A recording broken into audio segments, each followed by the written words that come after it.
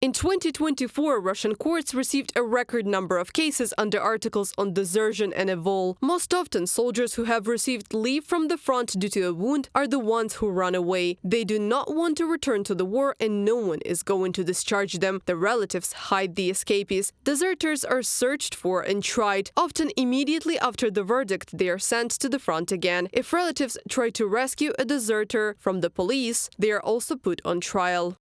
Two former classmates met on Stavropolskaya Street in the village of Urukhskaya. One of them, a local policeman, decided to catch the other, a mobilized serviceman who had not returned from leave. The soldier's stepfather snatched the handcuffs from the policeman and with the words "better arrest me," fastened the bracelet on his arm. From the BBC News Russian service publication. On October 1st, autumn conscription started in Russia. By the end of the year, 133,000 people from 18 to 30 years old are going to be sent for conscription. Experts believe that the Kremlin will use this resource for its war against Ukraine.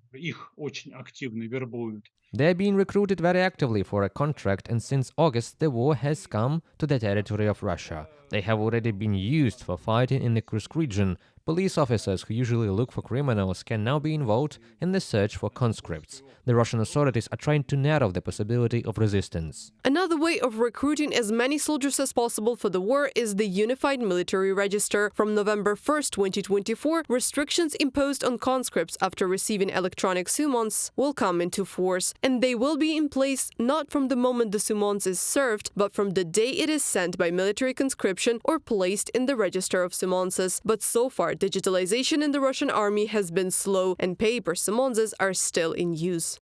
They will be delivered in person or by letter, as the digital register will only be functioning from the new year, as reported by the Ministry of Defense. A registered letter with a summons can be brought by the postman, and if you sign in its delivery, the summons will be considered served. From the publication on the Telegram channel, we can explain.